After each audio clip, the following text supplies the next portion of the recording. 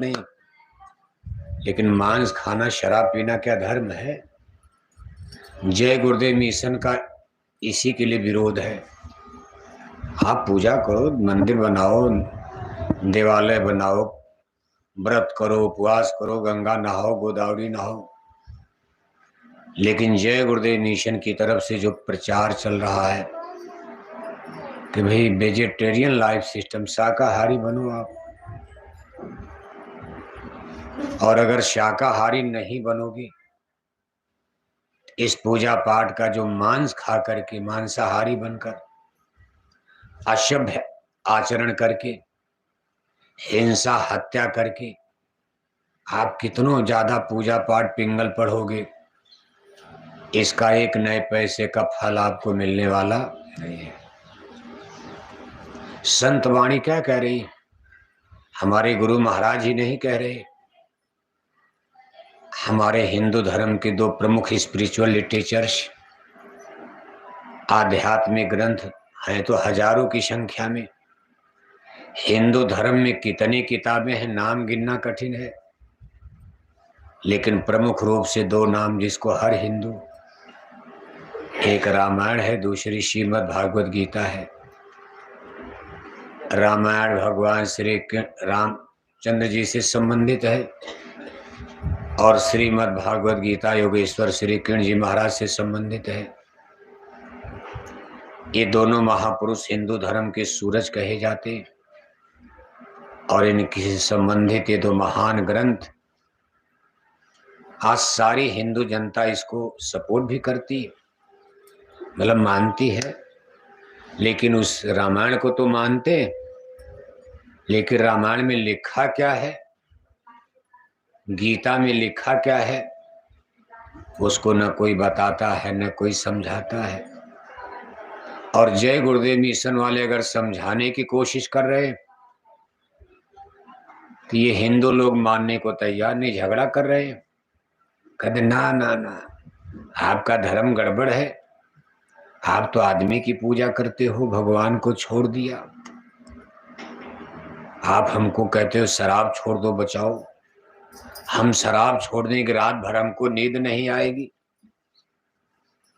शाम को रोटी भले मिले लेकिन 2 बोतल दारू चाहिए पियक्कड़ लोगों को। आप कहते हो मछली अंडा छोड़ दो, बताओ हम मछली छोड़ देंगे, हमारे जबान का टेस्ट बिगड़ जाएगा, स्वाद बिगड़ जाएगा। अरे बाबा माफ करो, अपनी ये पूजा शाकाहारी, हमारी यही मांसाहारी पूजा बढ़िया है, मुक्ति तो इसमें भी मिलेगी। अब देखो ऐसे गुरु भी खड़े हो गए, आज भारत में तमाम ऐसे धर्म गुरु खड़े हो गए जिन्होंने कहा मांसाहारी धर्म से भी मुक्ति मिल जाएगी, टन टन घंटी घंटा बजाओ, गंगा गोदावरी नहाओ, मछली अंडा खाओ, मुक्ति मिल जाएगी। तमाम ऐसे पंथ संप्रदाय भारत में खड़े हो गए। मुसलमानों की बात छोड़ो, अभी मुसलमानों का रिलीजियस सिस्टम ही बिल्कुल अलग है। मुसलमानों के घर में शाकाहारी खोजने जाओगे, मिलना कठिन हो जाएगा, कोई मिलेगा? मुसलमान भाई तो कहते हुए हमारा धर्म है, गाय मारो ईद मुबारक, बकरी मार दो बकरीद मुबारक, वहां शाकाहार की बात बेईमानी हो जाती। हिंदुओं की बात जरा देखो आप, जिनके धर्म में मांसाहार है ही नहीं, वो हिंदू भी जबरदस्ती कर रहे हैं ना, ये भी सही है। अगर आप रामायण मानते हो, सब लोग हिंदू ही बैठे हो, और इसीलिए जय गुरुदेव मिशन के सत्संग में कितनों प्रचार किया जाए, कितनों इनको न्योता दो, निमंत्रण दो, ये जान चुके कि लोग शाकाहार बनाएंगे, मांस का विरोध करेंगे, शराब का विरोध करेंगे, और इन हिंदुओं ने ठान लिया है कि हमको इस जन्म में शाकाहारी बनना। जब इनसे कहा जाता है भाई बड़ा भारी प्रलय आ जाएगी, अगर आप मांस शराब नहीं छोड़ोगे, बुरे पाप कर्म करोगे, आगे भूकंप आएगा, बाढ़ आएगी, सूखा आएगी, कोरोना जैसी बीमारी आएगी, प्रलय, तो सीधे कह देते मरना तो ही है, क्या हम शाकाहारी हो जाएंगे तो मरने से बच जाएंगे? अब वो मरने को ही तैयार हैं। और वो कहते हैं मान लो कोई शाकाहारी है तो क्या जय गुरुदेव वाले नहीं मरेंगे? बात उनकी भी। क्या आप हमको मरने से क्यों डरवाते हो? हम बाढ़ में मर जाएंगे, हम सूखा में मर जाएंगी, मान लो ग्वालियर में भूकंप आएगा तो क्या शाकाहारी नहीं मरेंगे? कोरोना बीमारी आ गई तो शाकाहारी भी तो मरे। ये भी वो चीज काट देते हो, मरने को भी तैयार है। अब एक प्रश्न खड़ा होता है मुक्ति वाला। शाकाहार धर्म का पालन करने वाला है, कोई स्पिरिचुअल एक्सपेरिमेंट, आध्यात्मिक कसरत, अभ्यास, साधना। अगर आपको नाम कमाई, शब्द कमाई, पूजा पाठ, साधना, उपासना, वैसे आत्मा के विकास के लिए तो सबसे बड़ी चीज योग को बताया गया है। इस पर भी देखो मतभेद है। योग की परिभाषा तो कोई जानता ही नहीं, योग किसको कहते हैं? योग माने प्लस होता है। प्लस का मतलब जोड़ना होता है, जैसे 2+2, 2 में 2 को जोग किया जाए, मतलब जोड़ा जाए, तो 2 का 2 मिलकर के कै बनेगा? 4 बनता है। और 4 में से 2 माइनस यानी बाहर कर दिया जाए तब कै बचेगा? 2 बचेगा। 2 में 2 जुड़ गया 4, 4 में से 2 निकाल दिया तो 2 बचेगा। ऐसे आत्मा को परमात्मा से जोड़ना, इस क्रिया को योग कहा जाता। और इस योग की क्रिया में आत्मा को परमात्मा से जोड़ने, चूंकि परमात्मा का घर हमसे आपसे जानकारी नहीं है। जब हम परमात्मा को देख ही नहीं रहे, जोड़ोगे कैसे आप? जिस चीज को मान लो हम नहीं देख रहे हैं, पता ही नहीं परमात्मा भगवान कहाँ रहते हैं, और उनसे हमको आपको जुड़ना है माने मिलना है। बिना आत्मा का परमात्मा से मिले कभी मोक्ष मुक्ति, हमारा जन्म मरण नहीं छूट सकता। अब उस परमात्मा से मिलने के लिए पहले परमात्मा की जानकारी तो कौन ले जाएगा? अब उस परमात्मा के यहाँ से तो हम आप आए हैं, लेकिन अब यहाँ भूल गए। 2 चीजें हैं। परमात्मा हमारे आपके लिए कोई नई चीज नहीं है, बल्कि हमारा आपका जन्म ही परमात्मा से हुआ है। ईश्वर अंश जीव अविनाशी। सारी इस बैठ जाइए, बैठ। क्या हो गया? कहाँ जा रहे हैं आप लोग? पूरी तो बनाना नहीं, भंडारा तो नाथुराम जी बना ही रहे हैं। बताओ, जिला अध्यक्ष बेचारा पूरी बना रहा। जिले का मालिक हाकिम वो पूरी बनाने में लगे हैं, और खाने वाले सब सत्संग में बैठे। बताओ, सेवादार। अब उनको तो कम से कम यहाँ हाजिर रहना चाहिए, लेकिन सेवा है, चलो ठीक है। यहाँ कौन अध्यक्ष, कौन, सब सेवादार ही हैं। देखिए, प्रांतीय अध्यक्ष लोगों को वहीं जाना चाहिए सब पूड़िये बनाने में। लेकिन खैर ठीक है, कुल मिलाकर सब ठीक है। प्रेम से सुनो। अब देखो वहां से कार्यक्रम थोड़ा हट, इतना गाड़ी हम लोग रात में आए, मतलब जिनके दरवाजे का झा साहब, किसका घर है वो सड़क पर जो कोठी है, झा साहब में, क्या नाम है उनका? तो सत्संग का पूरा लाभ तो उनको मिलेगा ही। वे खर्चा तो कर ही रहे हैं। उनके घर में हम लोग रात भर रुके, उनके घर का समझो उद्घाटन भी हो गया। इसका पुण्य उनके ही खाते में जाएगा। लेकिन यहाँ देखो, कम से कम अच्छा लग रहा है। 2-4 पेड़ है, छाया है। वहां तो छाया भी नहीं, धूप में आप परेशान हो जाते। टेंट धूप रोकेगा। और इतनी भरी हुई लोड गाड़ियां रात भर कि दिमाग खराब हो गया, नींद नहीं आती थी।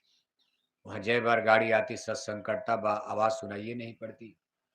और नीचे बैठने की भी जगह सही नहीं, उबड़ खाबड़ है भी, ऐसे बिल्कुल तिरछा है। 2 घंटा आपको बैठना है, कमर दर्द करने लगेगी। इसलिए उसमें अच्छी बात है, लेकिन भंडारा तो उनका बन ही रहा है, आपको मिलेगा। तो इसका पुण्य तो उन झा साहब के ही खाते में जाएगा। उनको बता देना, नाराज मत होने। तो इसका खाता तो उन्हीं के खाते में जाएगा। इसका पुण्य आज के सत्संग के लिए जो पुण्य है उनके खाते में जाएगा। क्योंकि उनके खर्चे से हो रहा। और कुछ इनको भी मिल जाएगा जिनके दरवाजे, इनको तो मुफ्त में मिल रहा। इनका तो कोई जानता भी नहीं था राठौर साहब का, लेकिन इनके दरवाजे देखो, सत्संग हो गया। सत्संग का पुण्य तो है ही है। सत्संग महिमा है ति भारी, ये हंसी मजाक नहीं है। यही लोग नहीं समझ पा रहे। सत्संग कहाँ है? वो कथा कीर्तन को, तिलक टीका को, नहाना धोना को दुनिया सत्संग मान के चल रही, लेकिन सत्संग आज धरती पर कहीं है नहीं। यही आप धीरे धीरे, लेकिन इसको अभी लोग समझ नहीं पा रहे। इसका धीरे धीरे डेवलप, जब विकास, धीरे धीरे विकास देखो, सत्संग ही नहीं समझ पा रहे। गुरु महाराज ने तो ग्वालियर में कितना डेवलप कर दिया था। गुरु महाराज जब फूल बाग में आए थे आपके ग्वालियर, हम भी साथ में थे। आखिरी सत्संग कहाँ हुआ था जानते हो आप? फूल बाग, कानपुर वाला फूल बाग नहीं, कानपुर के फूल बाग में तो सत्संग किए गुरु महाराज और नेताजी सुभाष चंद्र बोस के नाम पर। वहीं से फिर गड़बड़ हो गया, गुरु महाराज को फिर सरकार ने जेल में ही डलवा दिया। एक ग्वालियर में भी फूल बाग है मैदान, इसी तरह कानपुर का फूल बाग मैदान, दोनों ऐतिहासिक है। आपके ग्वालियर में गुरु महाराज का आखिरी सत्संग फूल बाग मैदान में मेला लगा हुआ था। लेकिन आज आप देख रहे हो ग्वालियर का हालात, कि जिला अध्यक्ष को पूड़ी बनाना पड़ रहा है। जिला अध्यक्ष को कोई पूड़ी बनाने वाला आपके जिले में नहीं रह गया, सेवा करने वाला। लेकिन समय बलवान होता है, खैर समय है। वही हनुमान थे, कभी लंका में पूंछ में आग लगाई गई, वही हनुमान थे। आज उसी हनुमान को बजरंग बली हनुमान मानकर सब लोग पूजा कर रहे हैं। ब्राह्मण भी पूज रहे था। जितना भगवान राम का मंदिर नहीं, उससे ज्यादा तो हनुमान जी का मंदिर भारत में बन गया। और जहां राम का मंदिर, वहां हनुमान का नाम जरूर आएगा। हनुमान कोई धनी मानी बड़े आदमी नहीं थे। राजा सुग्रीव के यहाँ नौकरी करते थे, गरीब आदमी थे। आदिवासी कुल भील थे, वंश भी उनका छोटा था। अब छोटा बड़ा भगवान ने तो नहीं, यानी यहाँ तो बन चुका है। हेलो, भगवान ने तो खैर नहीं बनाया, ये तो सत्य है। भगवान ने अपनी सफाई पहले ही दे दिया, लाखों बरस पहले। रामा अवतार में जब वो शिवरी के यहाँ गए हैं, अगर आप भगवान राम को भगवान मानते हो, और हिंदू लोगों को मानते भी, मानना भी चाहिए, आप ना मानोगे क्या भगवान का बिगड़ जाएगा? लाखों बरस से जमाना उनको मान लिया। लाखों बरस से भारत में लोग कहते भाई जय राम जय राम जय राम, कोई मिलता जय राम जय राम। कोई घर में मर जाता हिंदू के, जब आप जुलूस लेकर मुर्दा चलते, पीछे पीछे क्या नारा लगाओगे? राम नाम सत्य। जन्मते राम, मरते राम, घर में राम, बाहर राम। कोई मिल गया भाई जय राम सीताराम सीताराम। दुख में राम, सुख में राम। राम तो घर घर में, घर घर सबके घट घट में बस गए। अब दो चार नेता लीडर कहते हैं हम राम को नहीं मानेंगे, राम का कोई महिमा घट जाएगी। अब कोई कहे हम सूरज को नहीं मानते, अंधा आदमी, अंधे कहेगा ना। जिसके पास आंख हो कभी कहेगा हम सूरज को नहीं मानते हैं। लेकिन मान लो कोई सूरदास जो मां के गर्भ में ही अंधा पैदा हो गया, उसने सूरज चांद को देखा? कुछ नहीं देखा। उसको क्या पता ग्वालियर कोठी हवेली क्या है, सड़क स्कूल अस्पताल। वो तो कहेगा हम बिल्कुल कुछ नहीं, ग्वालियर भी नहीं मानते। अब सूरदास को आप क्या समझाओगे?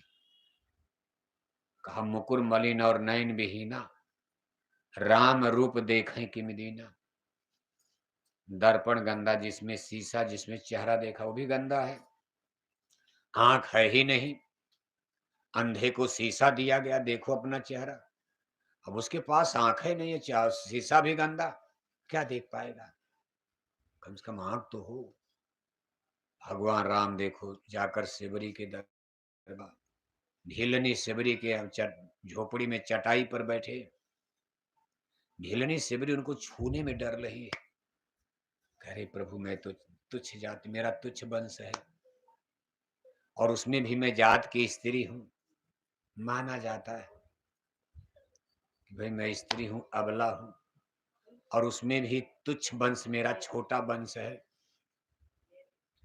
आपका ऊंचा वंश है, आप अयोध्या के राजकुमार हो, राजवंश आपका, आपकी सुंदर पावन शरीर है, पवित्र है, मैं इसको कैसे स्पर्श करूं? तो देखो भगवान राम ने शबरी को खुद गले लगा लिया और उन्होंने सफाई दिया कि कहें राम सुन भामिन बाता, मानव एक भगत कै नाता, जाति पाति पूछे नहीं कोई, हरिकै भजे सो हरिकै, निर्मल मंजन सो मोहि पावा, मोहि कपट छल छिदन भावा। हे शिवरी, गलत तुम सोच रही हो, ये जातियां मैंने नहीं बनाई, वंश। अब देखो भगवान राम सफाई देने लगे, कहा मुझको दोष मत देना, मैंने तो आत्माओं को जन्म दिया है, मेरी कोख से जब पैदा की गई तो आत्माएं और ईश्वर अंश जीव अविनाशी, आत्मा माने एक जीव एक ब्रह्म कहावत, जैसे एक ही सूरज से अनगिनत किरणियां निकलती हैं और शाम को फिर सूरज में जाकर समाहित हो जाती, फिर अगले दिन अनगिनत किरणियां निकलती हैं, फिर जाकर सूरज में समाहित होती, इसी तरह ये क्रम चलता रहता। इसी तरह से एक जीव एक ब्रह्म कहावत, एक ब्रह्म यानी परमात्मा, एक जीव माने जीवात्मा, परमात्मा यानी ब्रह्म तो एक ही रह गए और आत्मा अनगिनत हो गई, किरणियों की तरह अनगिनत किरणियां, सूरज तो एक ही है, सूरज 150 नहीं, सूरज एक, लेकिन उनसे निकलने वाली किरणियां अनगिनत। ऐसे ही एक ही ब्रह्म पुरुष से सारी अनगिनत आत्माओं ने जन्म लिया और जिस दिन आत्माओं का जन्म हुआ सब बराबर बराबर, आश्चर्य ही होता, ना कोई छोटा ना कोई बड़ा, सबके अंदर एक ही ऊर्जा, एनर्जी, पावर, शक्ति। यहां आकर के मृत्यु लोक में, यहां देखो सतोगुण रजोगुण तमोगुण जैसे कलर किया जाता, कितना बढ़िया आदमी हो, चेहरा महारा उसको काले रंग में पेंट कर दो, इसके बाद उसको काला कपड़ा पहना दो, अब जब तक साबुन न लगाया जाए तब तक तो भूत ही नजर आएगा, सुंदर है चेहरा, लेकिन उसको आपने बिल्कुल काले कलर में कर दिया और फिर काला कपड़ा भी पहन, देखकर डर लगेगा। इसी तरह से सतोगुण रजोगुण तमोगुण ने जीवात्माओं में डिवाइडेशन शुरू हुई, पैदा बंटवारा प्रारंभ हो गया। सतोगुण के प्रभाव से कुछ आत्माएं अच्छा कर्म, तमोगुण ने लोगों में अहंकार हंगता पैदा किया। अहंकार हंगता माने कि मैं बड़ा हूं तू छोटा है। इसी तमोगुण के प्रभाव से धरती पर नेशंस, राष्ट्रों की स्थापना होने लगी, राजा प्रजा बनने लगे, राजा रानी का, सब राजा नहीं बन पाएंगे, जिसके अंदर रजोगुण का प्रभाव होगा, रजोगुण में जिसको राज करने की, कितने लोग अपने घर का मालिकाना नहीं चला पाते, उनको दिल्ली भोपाल में मुख्यमंत्री बना दोगे, गद्दी संभाल लेंगे? आदमी तो सब बराबर है, लेकिन ये बराबर कहाँ थे जब आत्मा के रूप में पैदा हुई।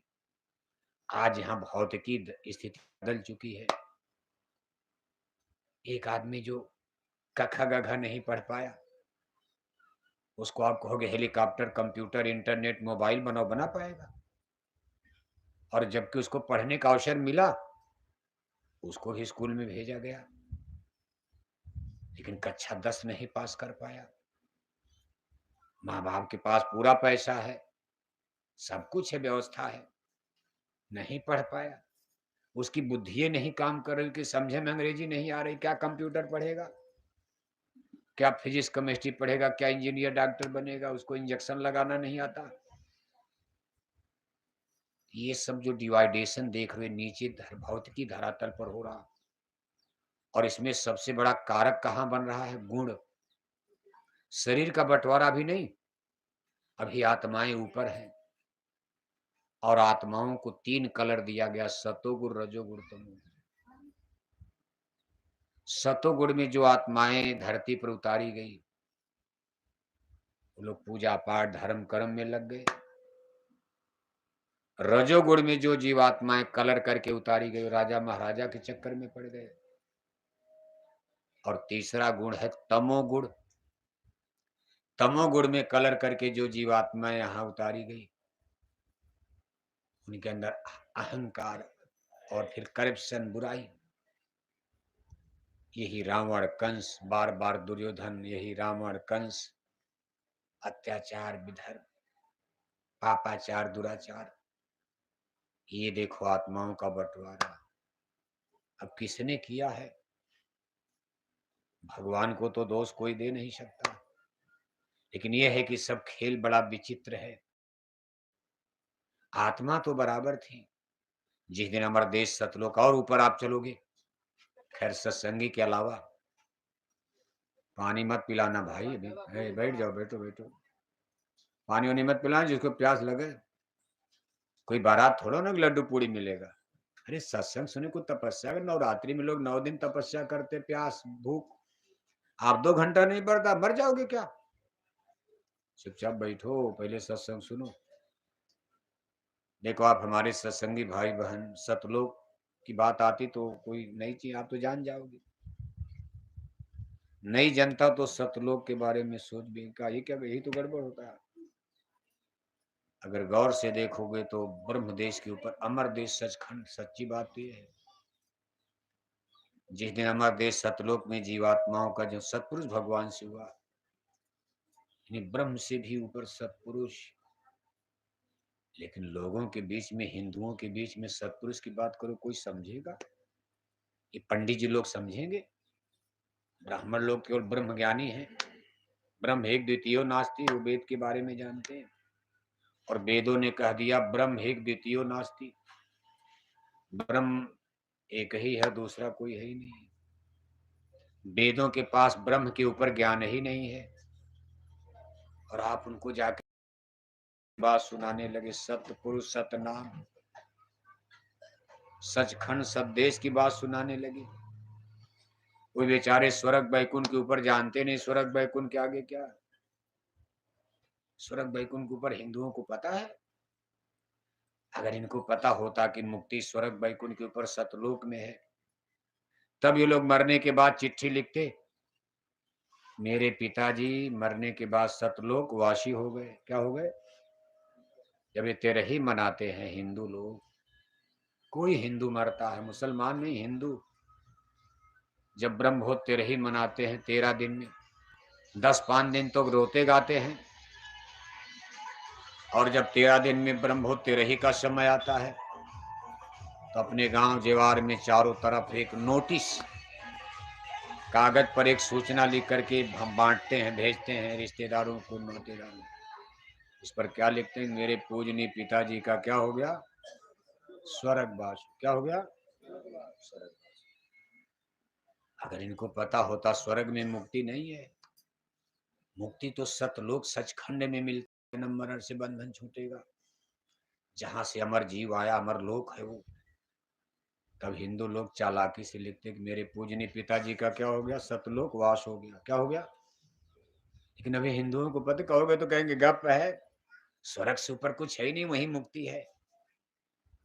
अब चाहे दादा 2 कुंतल मछली खा के मर जाए, तब भी कहेंगे स्वर्गवास हो गया। दादा सारी जिंदगी शराब पीकर मर गए, तब भी चिट्ठी लिखेंगे उनका भी क्या हो गया? स्वर्गवास। दादा सारी जिंदगी चोरी कत्ल डकैती करते करते मर गए, मर्डर कत्ल करते करते मर गए, उनकी भी तेरही में चिट्ठी लिख दिया, उनका भी क्या हो गया? तब तो पूरे ग्वालियर जिला में कोई नरक गया होगा? आज तक पूरे ग्वालियर जिला में किसी हिंदू ने ये लिखा कि मेरे दादा का नरकवास हो गया? तब तो भगवान का नरक खाली पड़ा होगा, बेकार नरक बन गया। न ग्वालियर वाले भेजते हैं, न भिंड वाले, न मुरैना वाले। बताओ, भिंड वाले जो इसको चंबल कहते हो, चंबल, जहां बंदूकों की खेती होती है, चंबल घाटी, भिंड, मुरैना, वहां के भी हिंदू जब अपने दादा की तेरही मनाते, जब उनके दादा ने चंबल घाटी में 100 लोगों को कत्ल कर दिया, लेकिन चंबल के उन डाकुओं के लिए भी यही तेरही में लिखा गया, मेरे भी दादा का क्या हो गया? स्वर्गवास। बताओ आप। भिंड में कोई नरक नहीं गया, मुरैना में कोई नरक नहीं गया, तो भगवान भी नरक बना करके पछता रहे होंगे कि मेरा पैसा झूठे मेहनत खर्च हो गई। अरे सरकार इतनी मेहनत से ग्वालियर में जेल बनवाया, करोड़ों रुपया जेल बनाने में लगा होगा ना, और जेल में कोई जाए ना, तो जेलर साहब को, वहां के सिपाहियों को सरकार तनख्वाह इतना खर्चा हो रहा, जेल में कोई गया ही नहीं। तब तो सरकार जेल को गिरवा देगी, कहे खत्म करो जेल होल को। ये हमारा आपका अंधविश्वास है। इसी को जय गुरुदेव मिशन की तरफ से दूर करने का प्रयास, कि आप कहां भटक रहे हो, भटक में क्यों उमर खोते, कहीं तुम ठीक नहीं लगना, निशाना तुम्हारा कच्चा है। एक सही निशाने पर लग जाओगे तो मानव जीवन सार्थक हो जाएगा, सफल हो जाएगा, जन्म मरण छूट जाएगा, नरक से बच जाओगे, स्वर्ग चले जाओगे। आकर 4,84,000 योनि भ्रमति ये जीव अविनाशी, तो रामायण कह रही है। रामायण में लिखा, आकर 4,84,000 योनि भ्रमति ये जीव अविनाशी। और आपने ग्वालियर में किसी को नीचे, सबको ऊपर भेज दिया। क्या स्वर्ग का पट्टा आप ही करते हो? क्या ये कोई टिकट बांट रहे, चले जाओ स्वर्ग खुला है दरवाजा? रामायण कह रहे कि जीव जगत में 4 खान 84 में भटकता है, लख 84 भटक के पौ पर अटके आए, और अब की पाशा ना फिरा तो फिर 84, और 84 जन्म मरण से छूटने का उपाय रामायण क्या बता रही? रामायण हम नहीं बता रहे, हमारे गुरु महाराज तो अब बता रहे, रामायण तो बहुत पहले से बता रही। रामायण 600 वर्ष पहले लिखी गई है, जब दिल्ली में बादशाह अकबर का राज था, मुसलमानों का राज। रामायण में लिखा है कि जन्म मरण उसी का छूटेगा, गुरबिन भवनी तरे न कोई, जो बिरंच शंकर सम। शंकर बने कोई ब्रह्मा बने तपस्या करके, लेकिन मुक्ति कब मिलेगी? जब कोई गुरु सदगुरु मिलेंगे, संत मिलेंगे। भगवान राम ने सेवरी से कहा, प्रथम भक्ति संतन का संगा, दूसर अतिमम कथा प्रसंगा, गुरुपद पंकज सेवा। कभी एक तो पहले तो संत मिले, और संतों के आध्यात्मिक स्कूल में बैठ करके सत्संग सुना जाए, जिसको राम कथा कहते। राम कथा माने गाना बजाना नहीं, जैसे मास्टर पढ़ाता है, ऐसे जब सदगुरु मिलेंगे, उनके स्कूल में जाओगे तो आपको समझाएंगे जन्म मरण क्या है। अध्यात्मवाद के गूढ़ से गूढ़ रहस्य, जन्म मरण, आत्मा परमात्मा, स्वर्ग नरक, बहुत लेसन पाठ है। जैसे स्कूल में मास्टर आपको क ख ग घ ABCD पढ़ते पढ़ते आप 10-20 साल में इंजीनियर, डॉक्टर सब डिग्री हासिल कर लेते हो। कभी आप इस पर विचार करते हो, क्या रामायण गलत लिखा है? अगर रामायण आपको गुरु के पास भेज रही है कि कभी भव सिंधु भव सागर, बड़ा लंबा चौड़ा पाठ है, बिना गुरु के, बिना मल्लाह के मत जाना, क्योंकि आप तैरना नहीं जानते हो, नाव चलाना नहीं जानते, कूद पड़ोगे, डूब के मर जाओगे, पानी गहरा है। ऐसे भव सिंधु भव सागर का ये लंबा चौड़ा पाठ वही पार कर पाएगा। कर्णधार सदगुरु देह नावा, दुर्लभ सा सुलभ कर पावा। बड़ा कठिन काम है, बहुत होशियार लुटाए गए, क्योंकि इसमें डाका पड़ता है, विरोध खड़ा होता है, दुश्मन है मन और माया। देखो, 2 दुश्मन को बताया गया है। अकेले चलोगे लूट लिए जाओगे, डुबा दिए जाओगे भव सिंधु भव सागर में, खत्म हो जाएगा खेल। क्योंकि बड़े बड़े ज्ञानी पुरुष भी माया ने उनको पतित बनाकर छोड़ दिया, उनकी मट्टी पलित कर दिया। श्रृंगी को भृंगी कई डारे, नारद के पीछे पड़ गए पछार, पूजा करत गोरख जी को लूटा, निवृष को लूट लिया हलवा खिलाए। इसीलिए महापुरुष कहते, माया महा ठगनी हम जानी। आपको गिराने के लिए आपका सबसे बड़ा दुश्मन माया आपके पीछे दिन रात लगी हुई है। और दूसरा एक दुश्मन है जिसको मन कहा जाता, बड़ा बैरी ये मन घट में, इसी को जीतना कठिना, ये काल ब्रह्म पुरुष की प्रबल शक्तियां हैं, जो जीव को बराबर डुबाने में, गिराने में, पतित बनाने में लगी रहती। नहीं जा पाओगी। साथ ही साथ और कौन दुश्मन है? अभी सब देखो, रामायण में लिखा, गोसाई महाराज ने लिखा, इंद्री द्वार झरोखे नाना, त सुर सब बैठे कर थाना, आवत देखें विषय बयारी, ते हठ दे कपाट उघारी, इंद्री सुरन ज्ञान सुहाई, भोगन परति प्रीति सदाई। देवी देवताओं की तुलना इंद्रियों से की गई है। जैसे हमारी इंद्रियां हैं, हमको भोग में गिराती हैं। जैसे पूजा का समय हो गया, अब आप सोते जरा पूजा किया जाए, तब तक घर में गरम गरम सब्जी खुशबू आ रही है। घर वालों ने कहा, अरे बड़ा भारी रोटी पूरी ठंडी हो जाएगी, बड़ी बड़ी अच्छी अच्छी गरम गरम पकौड़ी है, पकौड़ा, अरे खा लो, पूजा तो होती रहेगी। बस जबान भटक गई, कहा यार सही बात है, पूजा तो क्यों बाबूशाह, रात भर पूजा तो करने, चलो खा लिया जाए। और खाए भी तो इतना खाए कि जब तक नाक तक न आ जाए। बढ़िया भोजन मिल जाए तो छूटेगा, भले बाद में रात में पेट में गैस बन जाए, बीमारी हो जाए। अब जब नाक तक खा लोगे पूरी कचौड़ी, तो माला होगी, पूजा होगी, घर घोंस सो जाओगे। ये हमारी इंद्रियां, जिभ्या और निभ्या, सारी इंद्रियां। पूजा का समय है, तब तो कोई बढ़िया गाना बजाना टीवी मोबाइल पर, तो उसी को देखने लगे, आंख देख उसको मजा आ रहा, गाना सुनने में कान को मजा आ रहा। इंद्रियां, ये हमारी इंद्रियां हमको आपको भोग की। इंद्रियों में क्या होता है? इसमें ताकत खर्च होती। गाड़ी चलेगी, मशीन करेगी, तो डीजल पेट्रोल खर्च होगा कि नहीं होगा? भाई कोई मशीन चल रही है, वर्क हो रहा, काम हो रहा है, ट्रैक्टर चल रहा है, ट्यूबवेल चल रहा है, पंपिंग से बिजली खर्च होगी कि नहीं होगी? बिजली खर्च होगी, उसका बिल देना पड़ेगा। डीजल पेट्रोल से चलाओगे, पेट्रोल पंप से डीजल खरीदोगे, पैसा नहीं देना है, खर्चा तो होगा। ऐसी इंद्रियां जो वर्क करती हैं, काम करती हैं, इसमें खर्चा होता है। आंख कान ऐसे काम करेगा। इसको पावर और ताकत, और ये पावर ताकत कहाँ से मिलती? आत्मा, स्पिरिट जिसको कहते हैं। हमारी आत्मा दोनों आंखों के बीच में सिचुएटेड है, जहां माताएं बहनें बिंदी तिलक टीका, पंडित पुजारी लोग जहां चंदन का तिलक टीका लगाया करते हैं, इस पॉइंट को आज्ञा चक्र मुकाम कहते हैं। यहाँ आत्मा बैठी है, यहीं से आत्मा लोगों को ताकत देती, इसलिए इसको भोग कहा जाता। भोग, इंद्रियां जो है भोग दरवाजा है। भोग माने माइनस हो गया, खत्म हो रही। भोग माने खर्च करना।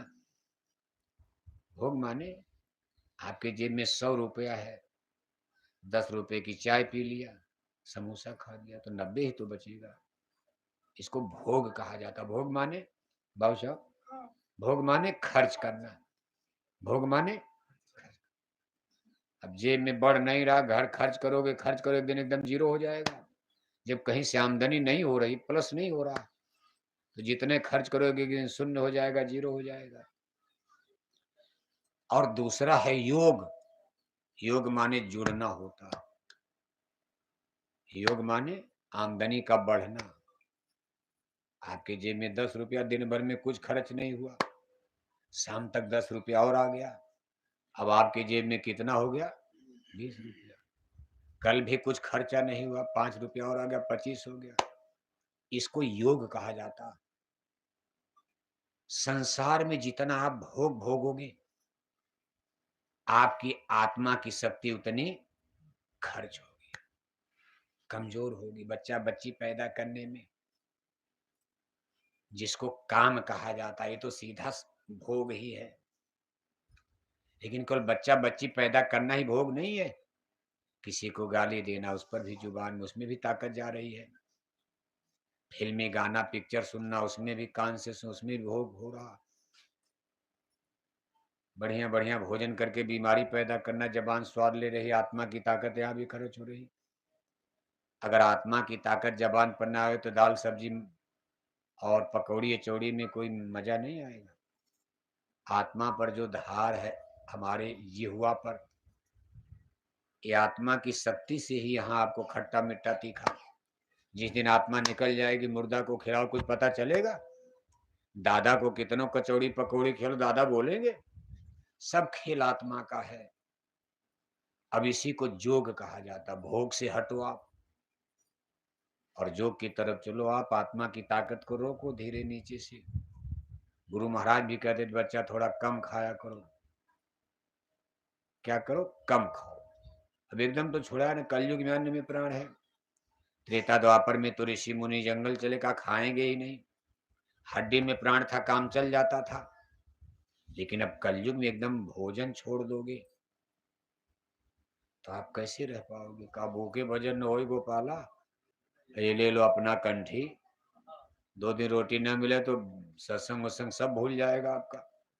आप मथुरा जाते हो, देखते हो ना, मथुरा आश्रम पर 1 घंटा अगर भंडारे में रोटी लेट हो जाए तो सत्संगी लोग रैली, हड़ताल, धरना शुरू कर, थाली बजाने लगते हैं, आंदोलन। अध्यक्ष मुर्दाबाद का नारा लगा देंगे, कहेंगे आए ग्वालियर में, अब की सेवा नहीं देंगे, हम एक नए दक्षिणा नहीं देंगे, हमको रोटी नहीं मिल रही। कलयुग में अन्न में प्राण है, इसलिए संतों ने क्या कहा कि भूख बड़ी है कुतिया, करे भजन में भंग, टाको टुकड़ा डाल के भजन करो, नहीं रोटी देते रहो भाई, शरीर की रक्षा करो आप। क्योंकि अन्न में प्राण है, नहीं रह पाओगे, इसलिए संतों ने कहा भाई बाहर मत जाना, साधु मत बनना। कलयुग में सब लोग रोजी रोटी का पहले इंतजाम करो। सब लोग भीख मांगोगे और खाओगे 10-10 रोटी, और दिन में 4 बार बकरी की तरह कुचुर कुचुर खाओगे। वो लोग तो त्रेता द्वापर में हवा से काम चला लेते थे, हवा से। पानी भी नहीं, 1000 बरस बैठे तो बैठे रह गए। आप ऋषि मुनियों का इतिहास पढ़ते हो ना, 1000 बरस आंख बंद करके मन बुद्धि चित्त का कंसंट्रेशन इधर से ध्यान को खींच रहे, भोग से योग की तरफ जा रहे।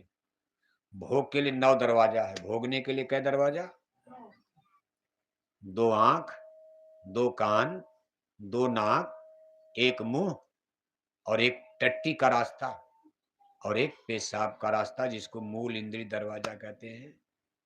जिस क्रिया से आप संसार में स्त्री पुरुष बच्चा बच्ची सब पैदा करते हो, इस शरीर में 9 दरवाजे, ये भोग भोगने के स्थान है। और जोग का दरवाजा कहाँ है? जहां से कुछ पूंजी बढ़ेगी। यहाँ तो खर्च करना है, मिलना उलना।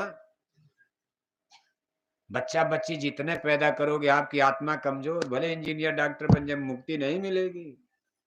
बेटा इंजीनियर बन जाएगा, बेटा ग्वालियर में कलेक्टर बन जाएगा, दादा को क्या मिलना? दादा को तो नरक जाना है ना।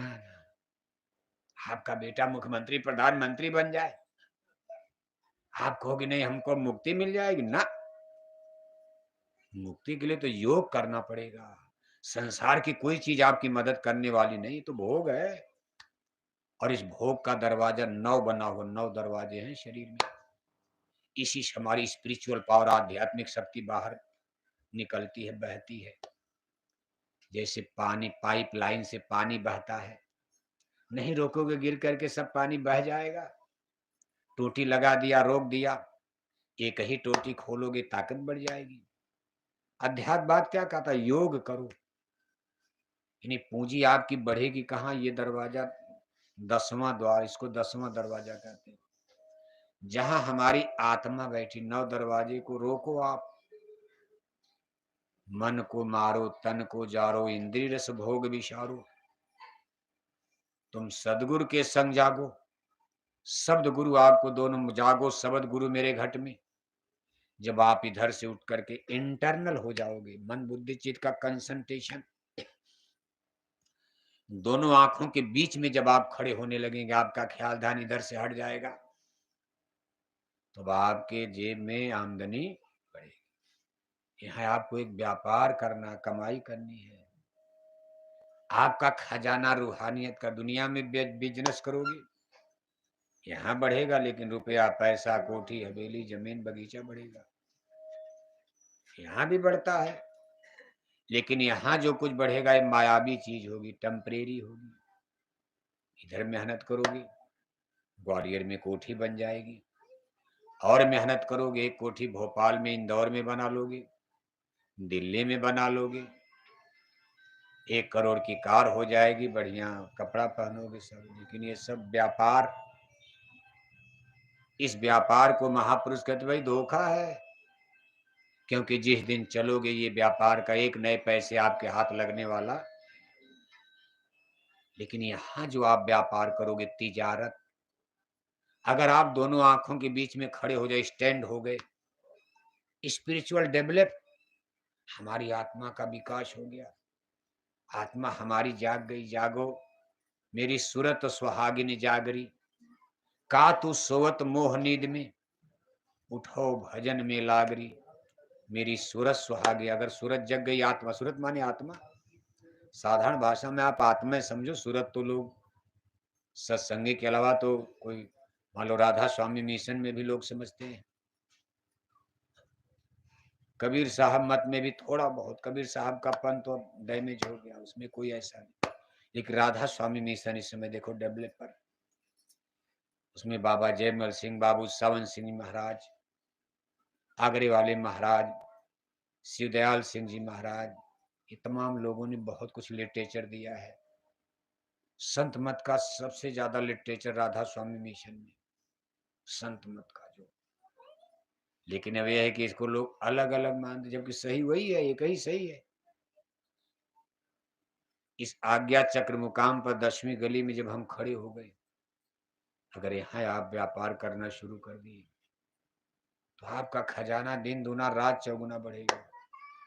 और ये दौलत आध्यात्मिक दौलत है, दौलत दोनों है। अब चाहे इधर व्यापार करो और चाहे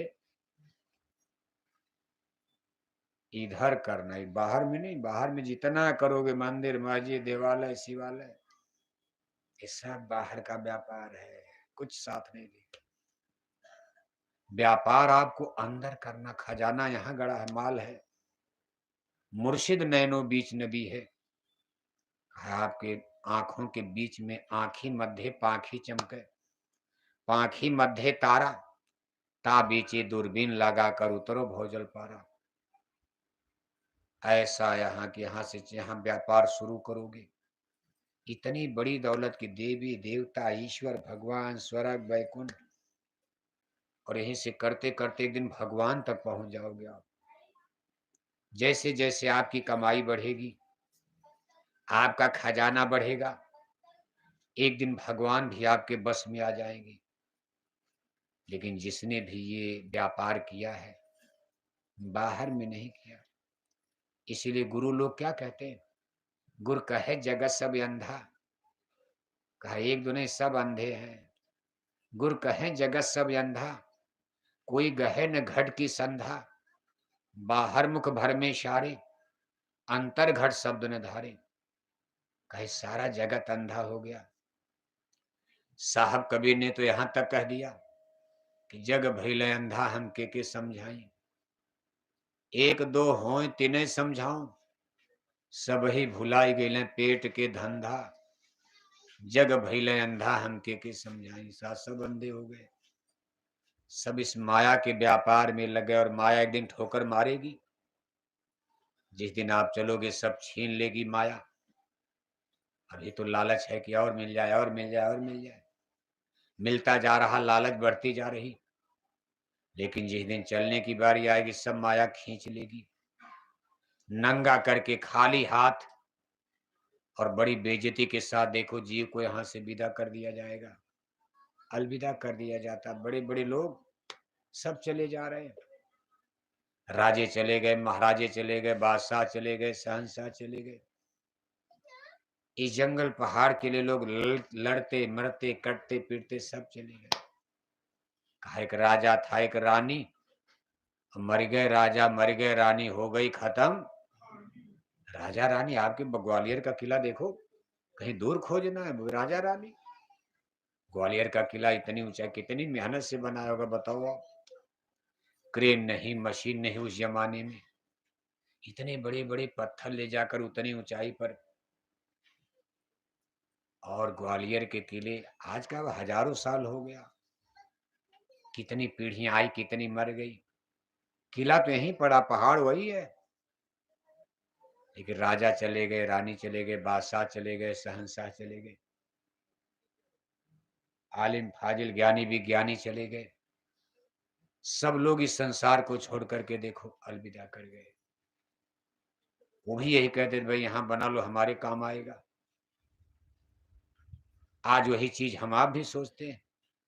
मान लो हम आप किला महल नहीं बना सकते, कोठी तो बना लोगे आप, नहीं कोठी बनाओगे एक झोपड़ी तो बनाओगे, लेकिन जो जिसके लिए जितनी क्षमता है, सबके लिए माया अपना अपना जाल फैला दिया, किसी को कहीं फंसाया, किसी को कहीं फंसा, किसी को हिंदी में, किसी को अंग्रेजी में, किसी को तोप में, किसी को बंदूक में, किसी को दिल्ली की गद्दी में, किसी को भोपाल की गद्दी में, किसी को एमपी में, किसी को एमएलए में, किसी को प्रधानी में ही फंसा दिया।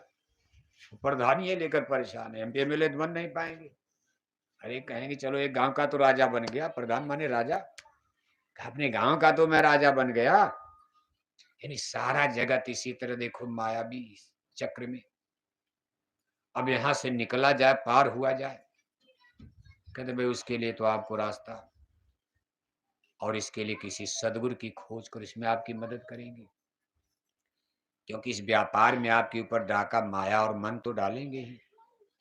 मन माया लूट जितना कमाओगे यहां भी डाका पड़ जाएगा, दौलत छिपा कर रखनी। गुरु महाराज कहते थे बच्चा, अगर देखना और सुनना तो किसी को बताना मत, लेकिन इतनी ये बड़ी चीज है कि बिना बताए कोई मानेगा ही नहीं, इतनी खुशी होती अगर आपको घंटे संग की आवाज सुनाई दे दे, अंदर में किसी सत्संगी भाई को ज्योति का प्रकाश नजर आए, इतनी खुशी आपको उस दिन होगी कि आप छिपा नहीं पाओगे, किसी न किसी को जरूर बताओगे।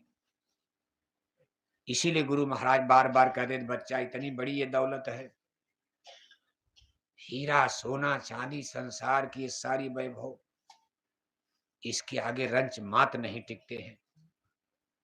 बहुत से सत्संगियों को शुरू में मिला भी, लेकिन उन्होंने बता ही दिया, कुछ नहीं तो अपनी देवी जी को ही बता दिया।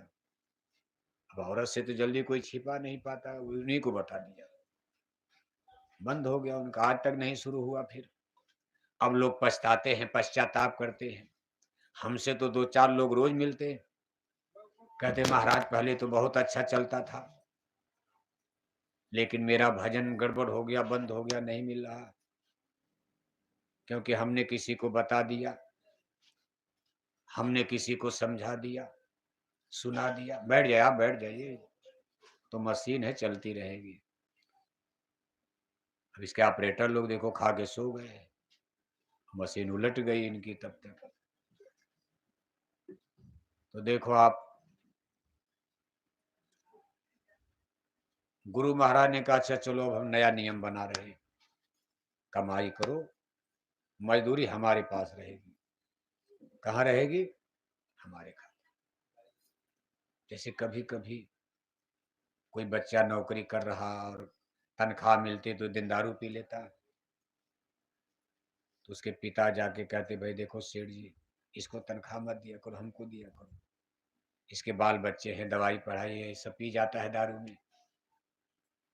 इसी तरह गुरु महाराज ने कहा आप भजन करो, सेवा करो, सब करो, सत्संग करो, लेकिन ये कमाई हमारे टेट में रहेगी, हमारे खाते में रहेगी, और हम इसको जिस दिन आपके मरने का समय आएगा,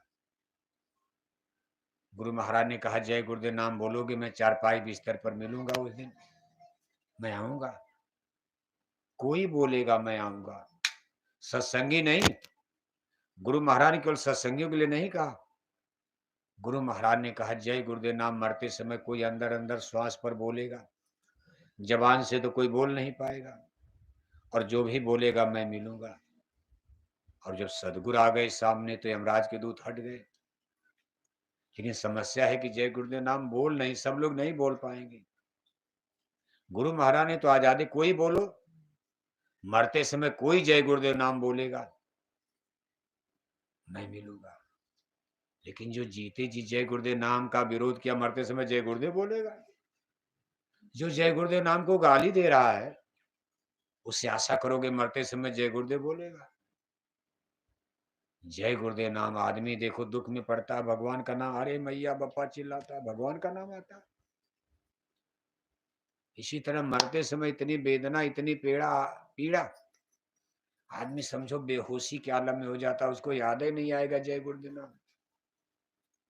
इसीलिए आपसे सुमिरन करवाया जाता है, जय गुरुदेव जय गुरुदेव जय गुरुदेव रटते रहो।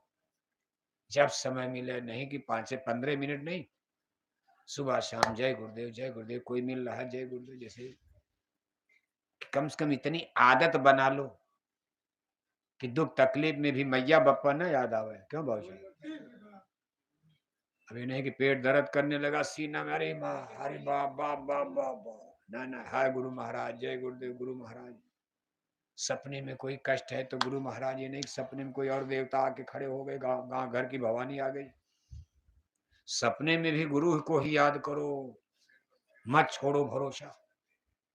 इसलिए सुमरन एक एक्सरसाइज है, अभ्यास है, कसरत है, आदत है कि हमारे जीवन में सुमिरन, जिस चीज का सुमिरन ज्यादा होगा वही चीज मरते समय याद आएगी, और जो चीज मरते समय याद आएगी उसी में आप लय हो जाओगे। वही आपकी आत्मा खींची, जैसे चुंबक खींचता।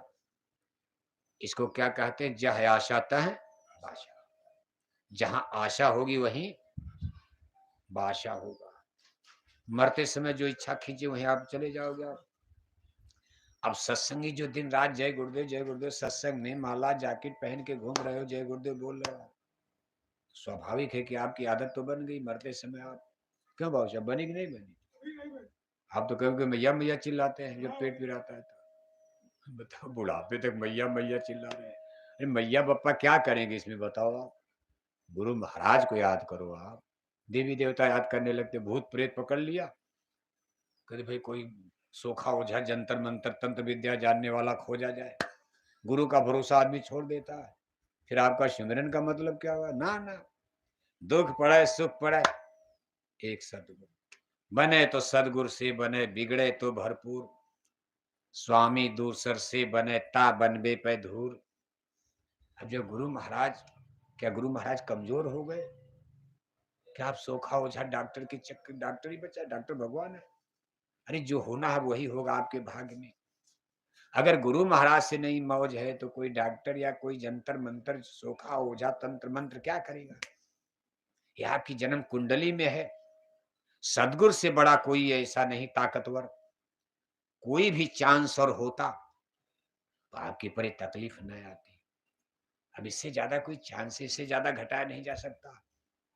सदगुरु ने बहुत घटा दिया है, सूली का कांटा बना दिया है, वरना आपके खाते में तो बहुत बुरा दिन है। लेकिन चूंकि नामदान मिल गया, सदगुरु सूली का कांटा बना देते। इसलिए सत्संगियों को परमार्थ में अडिग रहना चाहिए। एक बड़ा सुंदर देखो दृष्टांत आता। सरमत साहब एक मुसलमान फकीर हुए, महात्मा। एक बार अपनी किश्ती पर, छोटी सी, उसमें हवा भर करके लोग पानी में चलते, छोटी सी नाव समझो, किश्ती पर बैठ करके समुद्र में जा रहे, तब तक तूफान आ गया। किश्ती उनकी डगमगाने लगी कि अब डूब जाएगी। उन्होंने अपने गुरु महाराज को याद किया। किसको याद किया? भगवान को नहीं। भगवान से कोई परिचय हो तब तो याद किया, गुरु से तो परिचय है। भगवान का परिचय तो गुरु ही कराएंगे, हमको क्या पता भगवान कहाँ। इसीलिए कहा भाई, गुरुर ब्रह्मा गुरुर विष्णु, गुरु ही तो भगवान तक ले जाएंगे। इसीलिए गुरु की पूजा संसार जगत में होती है। ऊपर चलोगे तब तो ना गुरु ना चेला, सब में बोला एक अकेला। शर्मा साहब गुरु महाराज को याद किए, क्योंकि गुरु ने कहा था कि बच्चा किसी दुख सुख मुसीबत में पड़ना, मुझे याद करना, मैं आपकी मदद करूंगा। जैसा कि गुरु महाराज भी कहते थे, मैं आपको मिलूंगा, मैं आपकी मदद करूंगा। जब सरमत साहब ने गुरु का ध्यान किया, बिल्कुल डूबने जा रही नाव उनकी, तब तक समुंदर से एक हाथ निकला। ऐसे चेहरा तो नहीं नजर, हाथ। लेकिन आवाज आई कि शर्मद, मेरा हाथ पकड़ लो, मैं तुम्हें बचा लूंगा। सरमद से कहा, महाराज आप हैं कौन? चेहरा महाराज सकल सूरत तो सामने लाइए। तो शकल तो सामने नहीं आई, लेकिन आवाज आई, सरमद मैं खुदा हूं, भगवान हूं। सरमद साहब ने कहा, मैंने तो आपको बुलाया नहीं, मैंने तो अपने गुरु महाराज को बुलाया था। क्या गे मेरे गुरु महाराज कमजोर पड़ गए? क्या मेरे गुरु महाराज मुझको डूबने से नहीं बचा सकते? फिर मेरे गुरु महाराज मुझको भव सागर में क्या बचाएंगे? उन्होंने तो मुझसे वादा किया है कि मैं तुमको भव सागर से बचाकर, नरकों से बचाकर जन्म मरण से पार करूंगा। और आज एक मामूली तालाब नदी से मेरे गुरु महाराज ने आपको भेज दिया, उन्होंने कष्ट दिया। नहीं महाराज, मुझे भरोसा मेरे गुरु महाराज इतने कमजोर नहीं है। इसलिए अगर मुझे आज मरना है तो मरना है, आप वापस चले जाइए। अगर आज मैंने अपना हाथ आपको आप पकड़ा दिया तो इतिहास में मेरी भक्ति को कलंक लग जाएगा कि सरमद गुरु भक्ति का गीत गाता फिरता था, चाहे अग्नि में मुझे जलना पड़े, चाहे छोड़ के देश निकलना पड़े। और आज जब मर करके डर के मारे सरमद ने अपने गुरु का विश्वास छोड़ दिया, मरने के डर से अपना हाथ सरमद ने दूसरे को पकड़ा दिया। घबरा गया सरमद, नकली गीत गाता था। इसलिए मर जाऊंगा लेकिन मैं अपनी भक्ति को खंडित नहीं करूंगा। हाथ चला गया और तूफान बड़ा, नाव और डूब रही। फिर याद किया गुरु महाराज, एक हाथ और निकला, आवाज आई, शर्मद मैं बचाऊंगा। अरे महाराज आप कौन? का मैं खुदा का खुदा, मैं ब्रह्म हूं। अरे महाराज आपको भी मैं नहीं जानता, मैं तो गुरु महाराज को बुला रहा, मेरे गुरु महाराज कहाँ हैं? आज वो कहाँ छिप गए? आप वापस चले जाए, मैं भले मर जाऊंगा। फिर याद किया, एक हाथ और निकला, कहा शर्मद मैं बचाऊंगा। कहा महाराज आप कौन? कहा मैं तुम्हारे गुरु का गुरु, दादा गुरु हूं। शर्मद ने कहा महाराज मैंने आपको भी नहीं देखा है, मेरा आपसे कोई परिचय, मैं तो आपको जानता भी नहीं। चर्चा सुनता मेरे दादा गुरु, लेकिन दादा गुरु कब चले गए? मैंने तो गुरु महाराज को देखा। मेरे गुरु महाराज आज कहाँ हैं? आपको क्यों कष्ट दिया उन्होंने? महाराज आप भी वापस चले जाइए। इसके बाद नाव बिल्कुल डूबने जा रही है। सरमद साहब ने देख लिया कि अब डूब के मरना है। आंख बंद किया, जब तुम मर जाएंगे डूब कर। तब तक क्या देख रहे हैं? उनकी नाव किनारे बालू पर खड़ी है। जब आंख खोला तो नाव बालू पर किनारे खड़ी और सामने गुरु महाराज मुस्कुराते खड़े हैं। अब गुरु महाराज आए। सरमद साहब ने कहा गुरुदेव इतनी देर आपने कर दिया, इतनी देर में तो मैं डूब के मर ही गया होता, इतना देर में आते आप? अरे द्रौपदी चीर-हरण में भगवान के तुरंत न आते, तब तक तो दुशासन खींच लेता, नंगा कर देता। अगर 2-4 मिनट की लेट होती, दुशासन तो द्रौपदी को नंगा कर देता। क्या करती द्रौपदी? भगवान के सीधे द्वारिका से आए। और जब लोग एक जगह सभा में बैठे, भगवान के उस दिन हस्तिनापुर में नहीं थे, द्वारिकापुरी कहो गुजरात में, और हस्तिनापुर माने उत्तर प्रदेश, मेरठ में घटना हो रही। द्रौपदी ने चारों तरफ देख लिया, भीष्म पितामह गुरु दौड़, सबका कोई नहीं, सब बैठे हैं पांचों पति पांडव। तब द्रौपदी ने हाथ जोड़ लिया, आंख बंद कर, तो इज्जत जाई। भाई दुशासन बलशाली है, एक अबला बेचारी साड़ी कब तक रोकेगी? खींचा जा रहा।